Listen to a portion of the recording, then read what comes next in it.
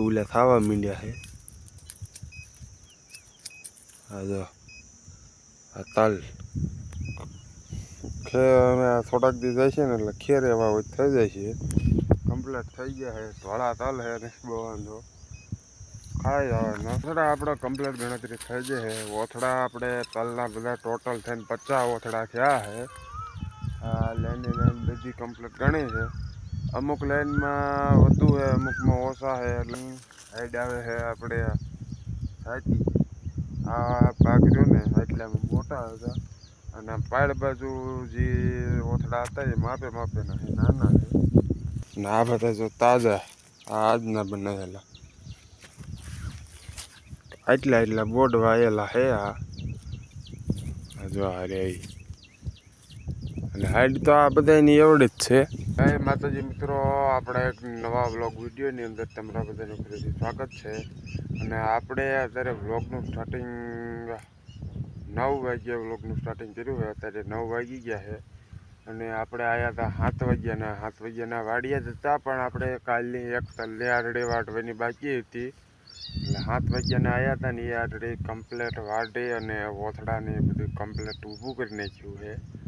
અને કામકાજ આપણે તલનું આ પૂરું થઈ ગયું છે. અત્યારે આપણે સાંઈ ઉમરાના સાંઈ પોરો ખાવા બેઠા હતા અને અત્યારે આપણે વ્લોગ ઉતાર્યો છે. સવારે 7 વાગ્યે આવ્યા હતા એટલે કાંઈ ટાઈમ મળ્યો નહોતો એટલે વાઢવાનું કામકાજ ચાલુ હતું. અને આપણે જો આ તલના ઓથડાની બધું કમ્પ્લીટ થઈ ગયું છે. ઓથડા ટોટલ આપણે 3 લાઈન કરી છે. 4 ના ઓથડા કર્યા છે. જો આ 2 લાઈન આ સાઈડમાં છે અને 1 લાઈન આ છેલ્લે છે. ટોટલ ઓથડા જે આપણે ગણતરી નથી કરી, ઊભા કરીને જે મૂક્યા છે એ જે ગણતરી કરવાની બાકી છે કેટલા ઓથડા થયા છે એમ. એટલે પહેલાં ગણી લેવી કેટલા થયા છે અને લાઈનનું કામ પૂરું એટલે આ જે મેં 10 દી આમનામ તપશે. 10 દી પછી ખેરે એવા થઈ જાય. 10 દી લગીને તો આમાં કાંઈ ઓલું નહીં થાય. 10 દી તો હુકાઈ છે. 10 દી પછી પાછા ખેરવા આવવાનું થાય. ઓથડા આપણે કમ્પ્લીટ ગણતરી થઈ જાય છે. ઓથડા આપણે તલના બધા ટોટલ થઈને 50 ઓથડા થયા છે. આ લાઈન બધી કમ્પ્લીટ ગણી છે. અમુક લાઈનમાં વધુ છે, અમુકમાં ઓછા છે. એટલે કમ્પ્લીટ બધા કમ્પ્લીટ નથી થયા, વધુ ઓછા છે એટલે વાંધો નથી. આ સાલમાં લાઈનમાં 1-2 ઓથડા ઓછા છે તો આમાં 1-2 વધુ છે એવી રીતના થયા છે. અને આ આપણે કાલના છે એટલે જ આ સુકાવા માંડ્યા છે. અને ઓલી હેઠલી આરડી રહે એમાં આપણે જે તાજા છે એ આજ બધા બનાવેલા છે. અને આ કાલે આપણે જો જે ઊભા કરીને ગયા હતા ત્યાં પાંદડા બધું સુકાઈ ગયું. અને ઓથડાની હાઈડ આવે છે આપણે સાચી આ ભાગ રહ્યો ને એટલામાં મોટા હતા અને પાડ બાજુ જે ઓથડા હતા એ માપે માપેના છે, નાના છે. અને આની તો સાચી આવે એવડી હાઈટ થઈ છે.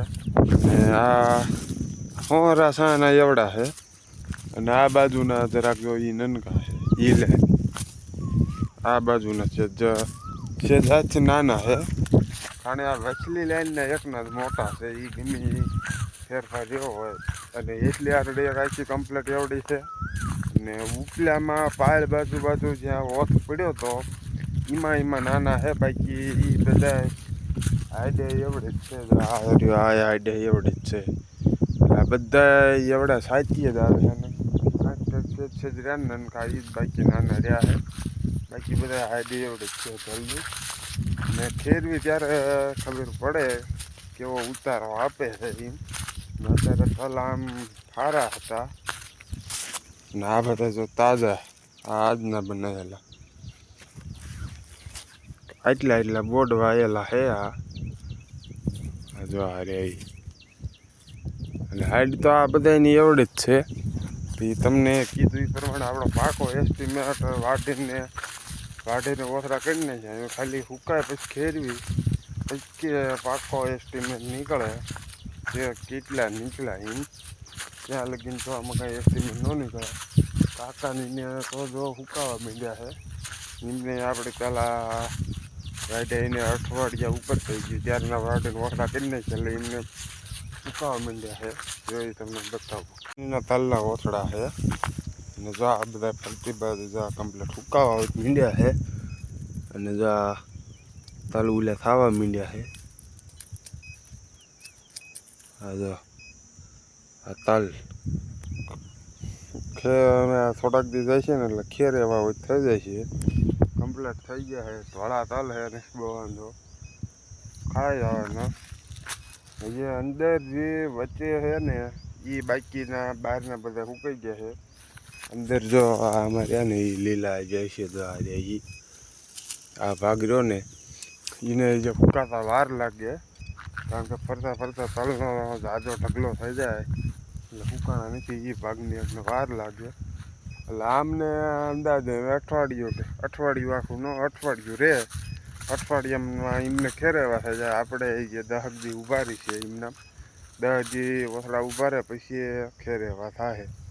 અને જો આ જે ખડને બળે જે કૂંસો આમાં ઘણો છે એટલે આ ખેરીને તરત આમાં ગાવડા ગમી સારી દેવાનું. સારીને પછી આને ખેડ કરવાની રહે એક. પછી આ ખડ તો બધું ઘણું ઊભું છે. આ તલમાં જાય રહ્યું બધું તલમાં એમનામ રહી ગયું હતું. બધું સરી જાય. સરીને પછી આ હળ તો બે વાત છે, હળ તો પડે કે ન પડે એના કારણે આને પાવવું પડે. પાઈને પછી એને હળવાનું એટલે ખેડ મસ્ત ની થઈ જાય. ઢેફા ન નીકળે. જો આમાં એમના હળો તો ઢેફા નીકળે. ઢેફા નીકળે એટલે રોટાવેટરમાં આવવું પડે. એટલે આ તલ ખેરીને પાઈ દેવાનું. પાઈને પછી કમ્પ્લીટ ખેડ થઈ જાય. આ વાડીમાં આપણા તલ જો ઊભા છે ઓથડા અને કાકાનીના બેના જે તલ ઊભા છે. બાકીની બધી આખી વાડી કમ્પ્લીટ ખાલી થઈ જાય છે. ખાલી હવે ખેડ કરવાની બાકી રહે છે. આ ભાગે આપણો છે. જો આ આટલું પડતર પીડ્યું ને એ એટલે આમાં આ એક ભાગ આટલો ખાલી હતો. ઉલા બેટલા તલ વાયા હતા અને આ બાકી બધા જો પડા ફરતા ફરતા ખાલી જ છે. આમાં જો આ તલ હતા એમને ખેરી લીધા છે. એમને આગતરા હતા એટલે કમ્પ્લીટ પાકી ગયા હતા. આગતરા હતા એટલે એમને જો ઓથડા કરીને સુકાઈ ગયા. સુકાઈને ખેરી લીધા છે. અને જો આ એમને ગાંહડીઓ જે પડી છે ગાંહડીઓ જે બહાર કાઢવાની બાકી છે. બહાર કાઢીને સાળીને કમ્પ્લીટ કરવાના બાકી રહ્યા છે. બાકી પડા બધા નવરા થઈ ગયા છે. આપણે એ તલ રહ્યા ને એટલું જ પડા રહ્યા છે એમાં ઊભું છે. અને બાકી જો આમાં ગુવાર હતા. આમાં આપણે ઓલું ઘી હોડે નહીં હતું ને એ બધું ઝીણું મીઠું વાવેલું હતું. એ બધું વાવેતર નીકળી ગયા છે ને એટલે એને એ આ તલ એક રહ્યા.